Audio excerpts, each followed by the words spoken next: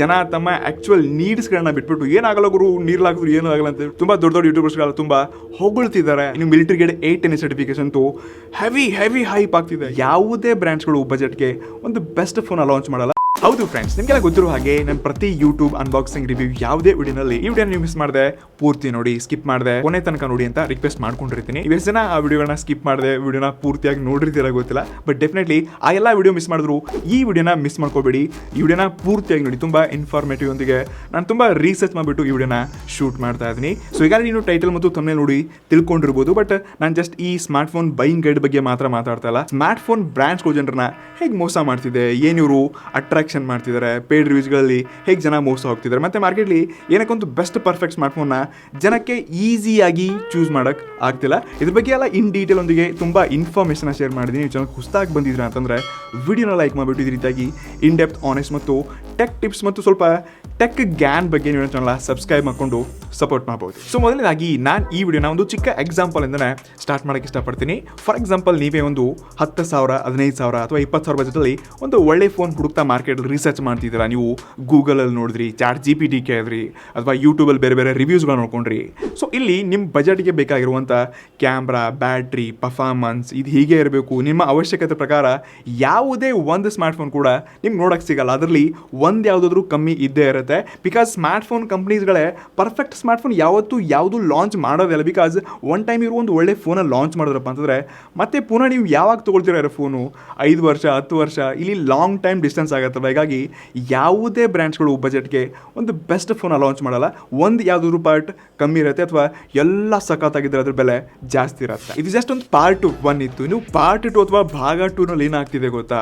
So ಜನಕ್ಕೆ ಒಳ್ಳೆ camera, ಒಳ್ಳೆ ಬ್ಯಾಟ್ರಿ ಲೈಫ್ ಚೆನ್ನಾಗಿರಬೇಕಪ್ಪ, ಒಂದು ಒಳ್ಳೆ AI ಬರಬೇಕು, ಅಥವಾ ಜನಕ್ಕೆ ಏನೊಂದು ಅವಶ್ಯಕತೆ ಇದೆ ಇಂಥ ಫೀಚರ್ಸ್ಗಳನ್ನ ಬಿಟ್ಬಿಟ್ಟೆ ಬೇರೆ ಏನೇನೋ ಯೂಸ್ಲೆಸ್ ಫೀಚರ್ಸ್ನ ಕೂಡ ಹೈಲೈಟ್ ಮಾಡಿಬಿಟ್ಟು ಪೇಯ್ಡ್ ರಿವ್ಯೂಸ್ಗಳ ಕಡೆಯಿಂದ ಅದನ್ನ ಜಾಸ್ತಿ ಹೊಗಳಿಸಿ ಸ್ಮಾರ್ಟ್ಫೋನ್ಸ್ಗಳ ಸೇಲಲ್ಲಿ ಜಾಸ್ತಿ ಸೇಲ್ ಮತ್ತು ಲಾಭ ಮಾಡ್ಕೊಳ್ತಾ ಇದೆ ಈ ಸ್ಮಾರ್ಟ್ಫೋನ್ ಕಂಪ್ನೀಸ್.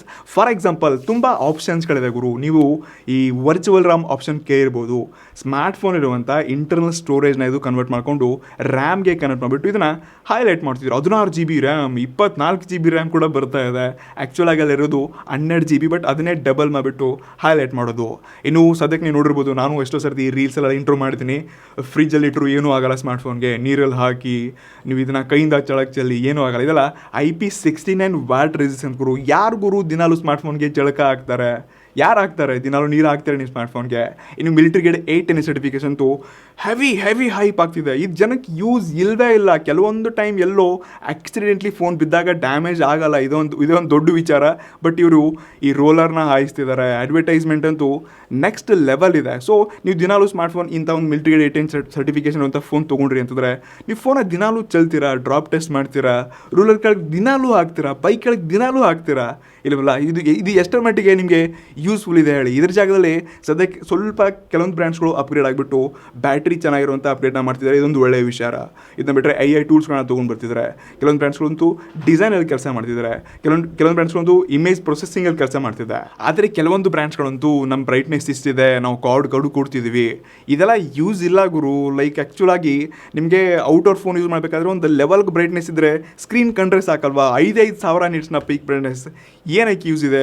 ಅದು ಕಣ್ಣಿಗೆ ಹಾನಿನೇ ಅಂತ ಹೇಳ್ಕೋಬೋದು. ಬಟ್ ಸ್ಮಾರ್ಟ್ಫೋನ್ ಮಾರ್ಕೆಟಲ್ಲಿ ಯಾವ ರೀತಿ ಹೈಪ್ ಹುಡ್ಸಿದೆಯಪ್ಪ ಅಂತಂದರೆ, ಇದು ಈ ಸೆಗ್ಮೆಂಟ್ನ ಫಸ್ಟ್ ಬೆಸ್ಟ್ ಪ್ರೊಸೆಸರ್, ಈ ಸೆಗ್ಮೆಂಟ್ನ ಬ್ರೈಟೆಸ್ಟ್ ಡಿಸ್ಪ್ಲೇ. ಸೊ ಇದೇ ನಾವು ಹೈಪ್ನ ನೋಡಿಬಿಟ್ಟು ಜನ ತಮ್ಮ ಆ್ಯಕ್ಚುಯಲ್ ನೀಡ್ಸ್ಗಳನ್ನ ಬಿಟ್ಬಿಟ್ಟು ಏನಾಗಲ್ಲ ಗುರು ನೀರ್ಲ್ ಹಾಕಿದ್ರು ಏನೂ ಆಗಲ್ಲ ಅಂತ ಹೇಳ್ಬಿಟ್ಟು ಅಂಥದ್ದೇ ಸ್ಮಾರ್ಟ್ಫೋನ್ಸ್ಗಳನ್ನ ತೊಗೊಳ್ತಿದ್ದಾರೆ. ಸೊ ನನ್ನ ಪ್ರಕಾರ ಹಾಗಾದರೆ 2025ರಲ್ಲಿ ಒಂದು ಬೆಸ್ಟ್ ಫೋನ ಹೇಗೆ ಸೆಲೆಕ್ಟ್ ಮಾಡೋದಪ್ಪ ಅಂತ ನೀವು ಕೇಳ್ತಿದ್ದೀರಾ ಅಂತಂದರೆ, ಮೊಟ್ಟ ಮೊದಲು ನಿಮ್ಮ ಒಂದು ಸ್ಟ್ರಾಂಗ್ಲಿ ಬಜೆಟ್ನ ಫಿಕ್ಸ್ ಮಾಡ್ಕೊಳ್ಳಿ. ಅದಕ್ಕೂ ಮುಂಚೆ ನಿಮ್ಮ ಅವಶ್ಯಕತೆನ ತಿಳ್ಕೊಳ್ಳಿ. ನೀವು ಸ್ಟೂಡೆಂಟ್ ಇದ್ದೀರಾ, ನಿಮಗೆ ಏನು ಪರ್ಫಾರ್ಮೆನ್ಸ್ ಮ್ಯಾಟ್ರ್ ಆಗುತ್ತೆ, ನಿಮ್ಮದ್ರಲ್ಲಿ ಗೇಮಿಂಗ್ ಜಾಸ್ತಿ ಮ್ಯಾಟ್ರ್ ಆಗುತ್ತೆ, ಅಥವಾ ನೀವು ನಾರ್ಮಲ್ ಕಾಲ್ಸ್ ಎಲ್ಲ ಯೂಸ್ ಮಾಡ್ತೀರಾ, ನಿಮಗೇನು ಜಾಸ್ತಿ ಅವಶ್ಯಕತೆ ಇಲ್ಲಪ್ಪ ಅಂತಂದರೆ ನೀವು 10-12,000 ಮ್ಯಾಕ್ಸ್ 15,000 ಅಥವಾ ಸ್ವಲ್ಪ ನಿಮ್ಮ ಬಜೆಟ್ ಜಾಸ್ತಿ ಇದೆ ಅಂತಂದರೆ 20 ಅಥವಾ ಮ್ಯಾಕ್ಸ್ 25,000 ಇದು ತುಂಬ ಬಜೆಟ್ ಜಾಸ್ತಿ ಆಯಿತು. ಬಟ್ ಇಂಥ ಒಂದು ಆಪ್ಷನ್ ಚೂಸ್ ಮಾಡ್ಕೋಬೋದು. ಸೊ ಇಲ್ಲಿ ನಿಮಗೆ ಬೇಕಾಗಿರುವಂಥ gaming, camera, battery, performance, adapter ಎಲ್ಲ ನಿಮಗೆ ಈ ಬಜೆಟ್ ನೋಡೋಕ್ಕೆ ಸಿಗುತ್ತೆ. ನನ್ನ ಪ್ರಕಾರ ನೀವು ಇದಕ್ಕಿಂತ ಬಜೆಟಲ್ಲಿ ಜಾಸ್ತಿ ಹೋಗ್ಬಿಡಿ ಅನ್ಕೋತೀನಿ. ಫಾರ್ ಎಕ್ಸಾಂಪಲ್ ಅಂಡರ್ 20,000 ಅಲ್ಲೇ ನಿಮ್ಗೊಂದು ಎಷ್ಟು ವ್ಯಾಲ್ಯೂ ಫಾರ್ ಮನಿ ಮತ್ತು ಬೆಸ್ಟ್ ಸ್ಪೆಕ್ಸ್ ಸಿಗ್ತಾ ಇದೆ ನೋಡಿ. ಈ CMF ಫೋನ್ 2 Pro ಸ್ಪೆಸಿಫಿಕೇಶನ್ ನೋಡ್ಕೋಬಹುದು. 6.7 ಇಂಚ್ ಇರುವಂತಹ ಆಂಬ್ಲೆಡ್ ಡಿಸ್ಪ್ಲೇ ಇದೆ. Mediatek Dimensity 7300 Pro ಚಿಪ್ಸೆಟ್ ಇದೆ. 50 megapixel dual rear camera ಕೊಡ್ತಿದ್ದಾರೆ. 5000 mAh ಬ್ಯಾಟರಿ, ಸತಿ ಪವರ್ ಅಡಾಪ್ಟರ್ ಕೂಡ ಕೊಡ್ತಿದ್ದಾರೆ. Inscreen fingerprint, Bluetooth 5.3. ಇದರ ನಿಮಗೆ ಜಸ್ಟ್ 16,000 ರಿಂದ 17,000 ರೂಪಾಯಿ ನೋಡಕ್ ಸಿಗ್ತದೆ. ನೀವು ಸ್ಟೂಡೆಂಟ್ ಇದ್ದೀರಾ ಅಂತಂದ್ರೆ ಫೋಟೋಸ್ ತೆಗಿಬಹುದು. ಫೋಟೋಸ್ ಒಳ್ಳೆ ಕ್ಯಾಮ್ರಾ ಕೊಡ್ತಿದ್ದಾರೆ. ಪರ್ಫಾರ್ಮೆನ್ಸ್ ಗೇಮ್ ಆಡ್ತಿದ್ದೀರಾ ಅಂದ್ರೆ ಇಲ್ಲಿ ಕೂಡ ಒಳ್ಳೆ ಚಿಪ್ಸೆಟ್ ಇದೆ. ಒಳ್ಳೆ ಗೇಮ್ ಪ್ಲೇ ಆಟ ಆಡ್ಕೋಬಹುದು. ಬ್ಯಾಟ್ರಿ ಚೆನ್ನಾಗಿದೆ, ಅಡಾಪ್ಟರ್ ಎಲ್ಲ ಸಿಗ್ತಾ ಇದೆ. ಸೊ ಈ ಬಜೆಟ್ ನಿಮ್ಗೊಂದು ಒಳ್ಳೆ ಫೋನ್ ಸಿಗ್ತಿದೆ ಅಂದ್ರೆ ಜಾಸ್ತಿ ನೀವು ಇಲ್ಲಿ ಇನ್ವೆಸ್ಟ್ಮೆಂಟ್ ಮಾಡಕ್ ಹೋಗ್ಬೇಡಿ. ನಾನೇ ನಿಮ್ಮ ಜಾಗದಲ್ಲಿ ಇರ್ತಿದ್ದೆ, ಸ್ಟೂಡೆಂಟ್ ಇರ್ತಿದ್ದೆಪ್ಪ ಅಂತಂದ್ರೆ ನಾನು ಅಟ್ಲೀಸ್ಟ್ ನಾನೊಂದು 14-15 ರೂಪಾಯಿ ನಾನು ಜಾಸ್ತಿ ಸ್ವಲ್ಪ ಇಂಟ್ರೆಸ್ಟ್ ಇದ್ದೀನಪ್ಪ ಟೆಕ್ಕಿನಂದ್ರು ಮ್ಯಾಕ್ಸ್ ನಾನು 17-18-20,000 ರೂಪಾಯಿ ಇನ್ವೆಸ್ಟ್ ಮಾಡಿಬಿಟ್ಟು ಉಳಿದಿರುವಂಥ ದುಡ್ಡನ್ನು ನಾನೊಂದು ಲ್ಯಾಪ್ಟಾಪ್ ತೊಗೊಳ್ಳೋಕ್ಕೆ ಇನ್ವೆಸ್ಟ್ಮೆಂಟ್ ಮಾಡ್ತಿದ್ದೆ. ಸೊ ನೀವು ಸ್ವಲ್ಪ ಬಜೆಟ್ನ ಉಳಿಸ್ಕೊಂಡು ಒಂದು ಲ್ಯಾಪ್ಟಾಪ್ಗೆಲ್ಲ ಇನ್ವೆಸ್ಟ್ಮೆಂಟ್ ಮಾಡಿ ಗುರು. ಸದ್ಯಕ್ಕೆ ಏನು AI ಟೂಲ್ಸ್ಗಳು ಮಾಡ್ತಾ ಇದೆ, ಲೈಕ್ ಅಲ್ಲಿಂದ ನಾವು ಎಷ್ಟೊಂದು ನಾಲೆಜ್ನ ತೊಗೋಬೋದು ಅಥವಾ ಸ್ವಲ್ಪ ರಿಸರ್ಚ್ ಮಾಡ್ಕೋಬೋದು. ಈ ಥರ ತುಂಬ ಜಾಗದಲ್ಲಿ ನಮಗೆ ಲ್ಯಾಪ್ಟಾಪ್ ಜಾಸ್ತಿ ಯೂಸ್ ಆಗುತ್ತೆ. ಬಟ್ ನಾವು ಫೋನ್ ಅಡಿಕ್ಷನ್ ಆಗಿಬಿಟ್ಟು ಇಲ್ಲಿ ಜಾಸ್ತಿ ಟೈಮ್ ವೇಸ್ಟ್ ಮಾಡೋದು ಅನ್ನೋದಕ್ಕಿಂತ ಟೈಮ್ ಕನ್ಸ್ಯೂಮ್ ಮಾಡೋಕ್ಕೆ ನಾವು ಜಾಸ್ತಿ ಫೋನ ಯೂಸ್ ಮಾಡ್ತಾ ಇದ್ವಿ. ಸೊ ದಯವಿಟ್ಟು ನಿಮ್ಮ ಬಜೆಟ್ನ ಕರೆಕ್ಟಾಗಿ ನಿಮ್ಮ ಅವಶ್ಯಕತೆನ ತಿಳ್ಕೊಂಡು ಒಂದು ಬಜೆಟ್ನ ಫಿಕ್ಸ್ ಮಾಡ್ಕೊಳ್ಳಿ. ಅದಕ್ಕಿಂತ ಜಾಸ್ತಿ ಬಜೆಟ್ನ ಜಾಸ್ತಿ ಆಫರ್ ಸಿಗ್ತದೆ, ಜಾಸ್ತಿ ಒಳ್ಳೆ ಫೀಚರ್ಸ್ಗಳು ಸಿಗ್ತದೆ ಅಂದ್ಬಿಟ್ಟು ಜಾಸ್ತಿ ಅಪ್ಗ್ರೇಡ್ ಮಾಡ್ದೇ ಫಿಕ್ಸ್ ಬಜೆಟ್ಗೆ ಒಂದು ಒಳ್ಳೆ ಫೋನ್ ಚೂಸ್ ಮಾಡ್ಕೊಳ್ಳಿ. ಇನ್ನು ಏನಿದಾಗಿ ಬರುತ್ತೆ, ನಾವು ತುಂಬ ಜನ ಲೈಕ್ ಒಂದು ಒಳ್ಳೆ ಫೋನ್ ತೊಗೊಂಡಿದ್ದೀವಿ ಗುರು, ಬಜೆಟಲ್ಲೇ ಸಿಕ್ಕಿರ್ಬೋದು ಅಥವಾ 60-70-80,000 ರೂಪಾಯಿ ಕೊಡೋ ತೊಗೊಂಡಿರೋದು. ಬಟ್ ಒಂಥರ ನಮಗೆ ಫೋನ್ಸ್ಗಳು ಲೈಕ್ ಆವಾಗ ಎಕ್ಸ್ಚೇಂಜ್ ಮಾಡಬೇಕು ಗುರು, ಒಂದೇ ಫೋನ್ ನೋಡಿ ಬೇಜಾರಾಗಿದೆ. ಸೊ 6-7 ಮಂತ್ಸ್ಗೂ ಕೂಡ ಫೋನ್ನ ಚೇಂಜ್ ಮಾಡೋರು ತುಂಬ ಜನ ಇದ್ದಾರೆ. ಸೊ ನೀವು ಈ ತಪ್ಪನ್ನು ಮಾಡೋಕ್ಕೆ ಹೋಗ್ಬೇಡಿ. ನೀವು ಅಟ್ಲೀಸ್ಟ್ ಒಂದು ಫೋನ್ ತೊಗೊಂಡಿದ್ದೀರಪ್ಪ ಅಂತಂದರೆ ಮ್ಯಾಕ್ಸ್ ನನ್ನ ಪ್ರಕಾರ 1.5-2 ವರ್ಷ ಆದರೂ ಯೂಸ್ ಮಾಡಲೇಬೇಕು. ನೀವು 4-5 ವರ್ಷ ಯೂಸ್ ಮಾಡ್ತಿದ್ದೀರ ಅಂದರೆ ಗ್ರೇಟ್, ಮತ್ತೊಂದು ನೀವೊಂದು ಕರೆಕ್ಟ್ ಆಗಿರುವಂಥ ರೂಲ್ನ ಫಾಲೋ ಅಪ್ ಮಾಡ್ತಿದ್ದೀರಾ ಅಂತ ಅನಿಸುತ್ತೆ. ಸೊ ಡೆಫಿನೆಟ್ಲಿ ಒಂದು ಫೋನ್ನ 1-2 ವರ್ಷ ಯೂಸ್ ಮಾಡಿ. ಅಥವಾ ನಿಮಗೆ ಚೇಂಜ್ ಮಾಡೋ ಹ್ಯಾಬಿಟ್ ಇತ್ತಪ್ಪ ಅಂತಂದರೆ ಅಷ್ಟೇ ಬಜೆಟಲ್ಲಿ 12-13-14-15,000 ರೂಪಾಯಿ ಬಜೆಟಲ್ಲೇ ಸ್ಮಾರ್ಟ್ ಫೋನ್ನ ತೊಗೊಂಡು ಆವಾಗ ಚೇಂಜಸ್ ಮಾಡ್ತೀರಿ. ಎರಡಿಸಲ್ಲಿ 3ನೇ ಪಾಯಿಂಟ್ ಬರುತ್ತೆ, ತುಂಬ ಅಂದರೆ ತುಂಬ ಇಂಪಾರ್ಟೆಂಟು. ಸೊ ಯಾವುದೇ ಕಂಟೆಂಟ್ ಕ್ರಿಯೇಟರ್ಸ್ಗಳನ್ನ ನೀವು ಆರಾಮಾಗಿ ನಂಬಕ್ಕೆ ಹೋಗ್ಬಿಡಿ. ಅವನೆಷ್ಟೇ ಟ್ಯಾಲೆಂಟ್ ಇರಲಿ, ಎಷ್ಟೇ ನಾಲೆಜಬಲ್ ಇರಲಿ, ನೀವು ದುಡ್ಡು ಕೊಡ್ತಿದ್ದಾರೆ ಗುರು, ನಿಮ್ಮ ರಿಸರ್ಚಲ್ಲಿ ಇರಲೇಬೇಕು.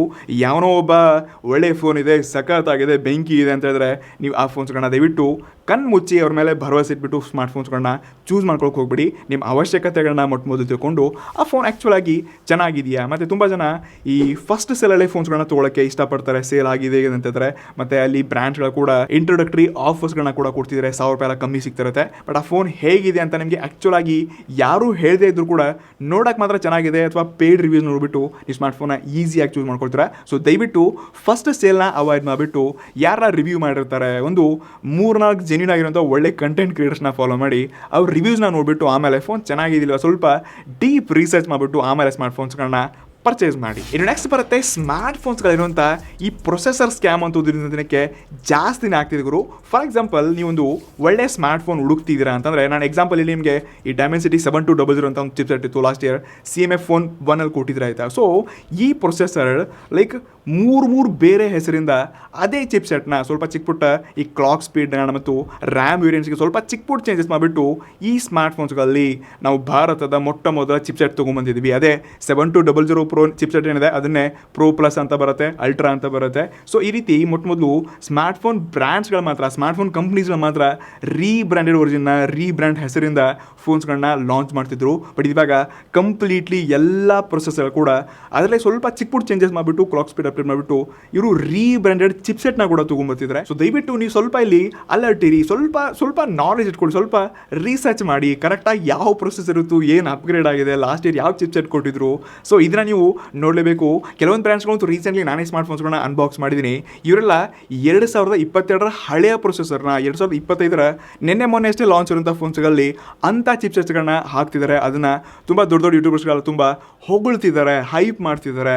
ಪೇಯ್ಡ್ ರಿವ್ಯೂಸ್ಗಳೆಲ್ಲ ಡೆಫಿನೆಟ್ಲಿ ಹೀಗೆ ಇರುತ್ತೆ. ಸೊ ಇದನ್ನು ಸ್ವಲ್ಪ ನೀವು ಡೀಪ್ ರಿಸರ್ಚ್ ಮಾಡಿ, ಅಟ್ಲೀಸ್ಟ್ ತಿಳ್ಕೊಳ್ಳಿ ಪ್ರೊಸೆಸರ್ ಅಂದರೆ ಯಾವ ರೀತಿ ಇರುತ್ತೆ, ಯಾವ ಪ್ರೊಸೆಸರ್ನ ಯಾವ ವರ್ಷ ಆಯಿತು, ಹೊಸ ವರ್ಷದ ಅಪ್ಗ್ರೇಡ್ ಮಾಡಿದಿರಾ. ಸೊ ಇದ್ರ ಬಗ್ಗೆ ಸ್ವಲ್ಪ ನೀವು ನಾಲೆಜ್ ಇಟ್ಕೊಂಡ್ರು ಕೂಡ ನೀವೇ ಚೂಸ್ ಮಾಡ್ಕೋಬೋದು, ನೀವೇ ಹೇಳ್ಬೋದು ಇದು ಚೆನ್ನಾಗೆಲ್ಲ ಗುರು ಪ್ರೊಸೆಸರು 3 ವರ್ಷ ಹಿಂದೆ ಗೊತ್ತಾಯ್ತಪ್ಪ ಅಂದರೆ ನೀವು ಖಂಡಿತ ಶಾಕ್ ಆಗ್ತೀರಾ. ಸ್ವಲ್ಪ ಇಲ್ಲಿ ಇದ್ರ ಬಗ್ಗೆ ಅಲರ್ಟ್ ಇದ್ದಂದರೆ ಡೆಫಿನೆಟ್ಲಿ ಇಲ್ಲಿ ತುಂಬ ದುಡ್ಡು ಉಳಿಸ್ಕೋಬೋದು. ಮತ್ತು ನಿಮಗೆ ಯಾವುದಪ್ಪ ಬೆಸ್ಟ್ ಪರ್ಫಾರ್ಮೆನ್ಸ್ ಫೋನ್ ಅಪ್ಗ್ರೇಡ್ ಇದೆಯಲ್ವಾ ಅಂತ ಡೆಫಿನೆಟ್ಲಿ ಕ್ಲಿಯರ್ ಆಗಿ ಅರ್ಥ ಆಗುತ್ತೆ. ಇದೆಷ್ಟೋ ಸರ್ತಿ ನಾನು ರೀಲ್ಸ್ ಅಲ್ಲಿ ನಿಮ್ಗೆ ಹೇಳಿದ್ದೀನಿ, ಲೈಕ್ 3+4 ಇಯರ್ಸ್ನ ಅಪ್ಡೇಟ್, ಇಲ್ಲಿ ನಿಮಗೆ ಇಷ್ಟೊಂದು ಬ್ರೈಟ್ನೆಸ್ ಸಿಗ್ತಾ ಇದೆ. ಸೊ ಅವಶ್ಯಕತೆ ಇರುವಂಥ ಈ 16 5G ಬ್ಯಾಂಡ್ಸ್ಗಳು ಈ ಬ್ರೈಟ್ನೆಸ್ ಆಗಿರಲಿ ಅಥವಾ ಈ 3+4 ಇಯರ್ಸ್ನ ಅಪ್ಡೇಟ್ ಕೊಡ್ತಿದ್ದಾರೆ. ಸೊ ಇಲ್ಲಿ ನೀವು 1-2 ವರ್ಷ ಫೋನ್ ಯೂಸ್ ಮಾಡ್ತೀರಾ ಅಂತಂದರೆ 4+5 ವರ್ಷದ ಅಪ್ಡೇಟ್ಸ್ಗಳು ಏನು ಯೂಸ್ ಇದೆ ನಮಗೆ. ನಾವು ಲಾಂಗ್ ಟರ್ಮ್ ಯೂಸ್ ಮಾಡ್ತೀವಿ ಅಂದರೆ ಆಬ್ವಿಯಸ್ಲಿ ಯೂಸ್ ಇದೆ, ಬಟ್ ನೀವು ಬಜೆಟ್ ಕ್ಯಾಟಗರಿ ಇರುವಂಥ 10-12 ಸಾವಿರ ರೂಪಾಯಿ ಸ್ಮಾರ್ಟ್ಫೋನ್ಸ್ಗಳು ನೀವು 5-5 ವರ್ಷ ಯೂಸ್ ಮಾಡ್ತೀನಿ ಅಂತಂದರೆ ಅದ್ರ ಬಾಳಿಕೆ ಅಷ್ಟೊಂದು ಸರಿಯಾಗಿ ಬರಲ್ಲ. ಅಲ್ಲಿ ತನಕ ಅದು ಏನೇನೋ ಟೆಕ್ನಾಲಜಿನ ಹೊಸದಾಗಿ ನೋಡಿರ್ತೀವಿ ಮತ್ತು ನಾವು ಸ್ವಿಚ್ ಆಗಿರ್ತೀವಿ. ಸೊ ಹೀಗಾಗಿ ಇದು ಒಂದು ನಾಮಕ ವಾಸ್ತೆ ಅಂತ ಅಷ್ಟೇ ಹೇಳ್ಕೋಬೋದು. ಇದ್ರ ಬಿಟ್ಟರೆ ಈ 16 5G ಬ್ಯಾಂಡ್ಸ್ಗಳಂತೂ ನಿಮ್ಗೆ ಗೊತ್ತಿರ್ಬೋದು, 5G ನೆಟ್ವರ್ಕ್ ನಮ್ಮ ಭಾರತದಲ್ಲಿ ಯಾವುದೇ ಏರಿಯಾದಲ್ಲಿ ಇದ್ರೂ ತುಂಬ ಇಶ್ಯೂ ಇದೆ. ನಿಮಗೆ ಇಲ್ಲಿ ಅನ್ಲಿಮಿಟೆಡ್ ಇಂಟರ್ನೆಟ್ ಕೂಡ ಕರೆಕ್ಟ್ ಆಗಬಲ್ಲ ಮತ್ತು 5G ಕಾಲ್ಸ್ಗಳಂತೂ ಕರೆಕ್ಟಾಗಿ ಕನೆಕ್ಟ್ ಆಗೋದಿಲ್ಲ. ನಿಮ್ಮ ಹತ್ರ 20 5G ಬ್ಯಾಂಡ್ಸ್ ಇದ್ರೂ ಕೂಡ ನೆಟ್ವರ್ಕಲ್ಲಿ ಇಶ್ಯೂ ಇದೆ ಅಂತಂದರೆ ನಿಮ್ಮ ಫೋನಲ್ಲೂ ಡೆಫಿನೆಟ್ಲಿ ಇಶ್ಯೂ ಆಗುತ್ತೆ. ಸೊ ಇದು ಕೂಡ ಹವಾ ಅಷ್ಟೇ. ಹಾಗಾದ್ರೆ ನೀವು ಕೇಳ್ಬೋದು, ಎಲ್ಲ ಬ್ರ್ಯಾಂಡ್ಸ್ಗಳು ಇದೇ ಥರ ಕೆಲಸ ಮಾಡ್ತಿದ್ವಿ, ಏನಾದರೂ ಹೊಸ ಒಳ್ಳೆ ಇನೋವೇಷನ್ ಮತ್ತು ಹೊಸದಾಗಿರುವಂಥದ್ದು ಏನಾದರೂ ಅಪ್ಗ್ರೇಡ್ ನೋಡ್ತಿದ್ವಿ ಅಂತ ಹೇಳಿದ್ರೆ ಆಬ್ವಿಯಸ್ಲಿ ರೀಸೆಂಟ್ಲಿ ನಾವು ಈ ಬ್ಯಾಟ್ರಿ ಸಿಲಿಕಾನ್ ಕಾರ್ಬನ್ ಬ್ಯಾಟ್ರಿ ಏನಿದೆ ಇಲ್ಲಿನ ಒಂದು ಒಳ್ಳೆ ಅಪ್ಗ್ರೇಡ್ಸ್ನ ನೋಡ್ತಾ ಇದ್ವಿ. ಫಾರ್ ಎಕ್ಸಾಂಪಲ್ ನಾವೆಲ್ಲ ಮುಂಚೆ 5,000 5,500 ಬ್ಯಾಟ್ರಿ ನೋಡ್ತಿದ್ವಿ, ಬಟ್ ಇವಾಗ 6,500 7,000 ರಿಯಲ್ಮಿ GT ಅಂತ GT ಸನ್ ಫೋನ್ ಬರ್ತಿದೆ, 10,000 mAh ಬ್ಯಾಟ್ರಿ ಇದ್ರು ಅದು ತುಂಬ ಸ್ಲಿಮ್ ಇದೆ ಮತ್ತು ಅದರ ರಿಯಲ್ ಬ್ಯಾಟ್ರಿ ಲೈಫ್ ಎಕ್ಸ್ಪೀರಿಯನ್ಸ್ ಕೂಡ ಸಿಗುತ್ತೆ. ಮತ್ತು ಮೇನ್ಲಿ ಇದು ಬಜೆಟ್ ಕ್ಯಾಟಗರಿ ಕೂಡ ಅಪ್ಗ್ರೇಡ್ ಆಗ್ತಿದೆ. ಹೀಗಾಗಿ ಈ ಬ್ಯಾಟ್ರಿ ಲೈಫಲ್ಲಿ ಇಲ್ಲಿ ಅಪ್ಗ್ರೇಡ್ ಮಾಡ್ತಿದ್ದೆ ಬ್ರ್ಯಾಂಡ್ಸ್ಗಳು, ಇಲ್ಲಿ ಸ್ವಲ್ಪ ಒಳ್ಳೆ ಕೆಲಸ ಮಾಡ್ತಿದ್ರು ನೋಡಿ. ಸೊ ಇದೇ ರೀತಿಯಾಗಿ AI ಟೂಲ್ಸ್ಗಳಲ್ಲಿ ಇನ್ನಷ್ಟು ಹೊಸ ಫೀಚರ್ಸ್ಗಳನ್ನ ಮೋಟರೋಲಾ ತೊಗೊಂಡು ಬರ್ತಿದ್ದಾರೆ. ಸೊ ಇದನ್ನು ಬೇರೆ ಬ್ರ್ಯಾಂಡ್ಸ್ಗಳು ಕೂಡ ಅಪ್ಗ್ರೇಡ್ ಮಾಡಬೇಕು. ಸ್ಟೋರೇಜ್ ಟೈಪಲ್ಲಿ ಇನ್ಕ್ರೀಸ್ ಮಾಡಿ, ಇಲ್ಲಿ ನಮಗೆ ಬ್ರೈಟ್ನೆಸ್ ಜಾಸ್ತಿ ಬೇಡ ಗುರು, ಆ್ಯಪ್ ಓಪನಿಂಗ್ ಪರ್ಫಾರ್ಮೆನ್ಸ್ ಆಗಿರಲಿ, ಪ್ರೊಸೆಸರ್ ಚೆನ್ನಾಗಿ ತೊಗೊಂಡ್ಬನ್ನಿ. ನಾವು ನಾರ್ಮಲ್ ಫೋನ್ಗಳು ಕೂಡ ಒಳ್ಳೆ ಗೇಮ್ ಪ್ಲೇ ಆಟ ಆಡ್ಕೋಬೋದು, ಹೆವಿ ಟಾಸ್ಕ್ಗಳನ್ನ ಮಾಡ್ಕೋಬೋದು.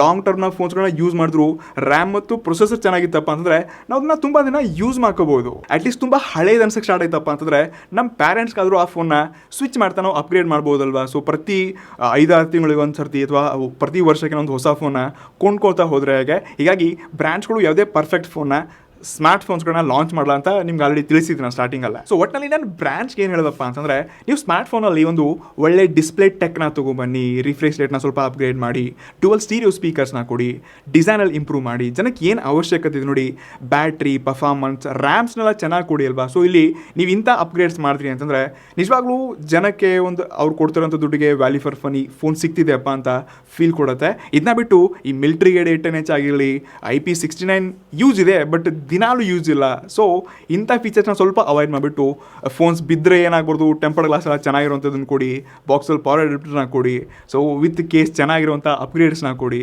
ಸೊ ಇಂಥದ್ದನ್ನು ನಾನು ಬ್ರ್ಯಾಂಡ್ಸ್ಗಳಿಂದ ಕೇಳ್ತಾ ಇದ್ದೀನಿ. ಸೊ ಡೆಫಿನೆಟ್ಲಿ ಈ ಎಲ್ಲ ಫೀಚರ್ಸ್ಗಳು ಸಿಗ್ತಾ ಹೋಯ್ತಪ್ಪ ಅಂತಂದರೆ ಆವಾಗೊಂದು ಪರ್ಫೆಕ್ಟ್ ಸ್ಮಾರ್ಟ್ಫೋನ್ಸ್ಗಳನ್ನ ನಾವು ಮಾರ್ಕೆಟ್ಲಿ ಎಂಟ್ರಿ ಕೊಡೋದನ್ನು ಡೆಫಿನೆಟ್ಲಿ ನೋಡ್ಕೋಬಹುದು. ಐ ಥಿಂಕ್ ನಿಮಗೆ ಈ ವಿಡಿಯೋನಲ್ಲಿ ಎಲ್ಲ ಸ್ಮಾರ್ಟ್ಫೋನ್ ಬೈಯಿಂಗ್ ಗೈಡ್ ವಿಷಯ ಆಗಲಿ, ಸ್ಮಾರ್ಟ್ಫೋನ್ಸ್ಗಳು ಯಾವ ರೀತಿ ಕೆಲಸ ಮಾಡ್ತಿದೆ ಮತ್ತು ನೀವು ಹೇಗೆ ರಿಸರ್ಚ್ ಮಾಡಿಬಿಟ್ಟು ಒಂದು ಒಳ್ಳೆಯ ಸ್ಮಾರ್ಟ್ಫೋನ್ನ ನೀವು ಹೇಗೆ ಬಜೆಟ್ ವೈಸ್ ಚೂಸ್ ಮಾಡ್ಕೋಬೋದು, ಅದು ನಿಮ್ಮ ಅವಶ್ಯಕತೆ ಪ್ರಕಾರ ಅಂತ ಗೊತ್ತಾಗಿದೆ ಅಂತ ಅನ್ಕೋತೀನಿ. ನೀವು ಸ್ಟೂಡೆಂಟ್ ಇದ್ರೆ ಅಂದರೆ ದಯವಿಟ್ಟು ಮತ್ತೊಂದು ಸರ್ತಿ ಹೇಳ್ತಾ ಇದ್ದೀನಿ, ಜಾಸ್ತಿ ಸ್ಮಾರ್ಟ್ಫೋನ್ಸ್ಗಳ ಮೇಲೆ ಇನ್ವೆಸ್ಟ್ಮೆಂಟ್ ಮಾಡೋಕ್ಕೆ ಹೋಗ್ಬಿಡಿ.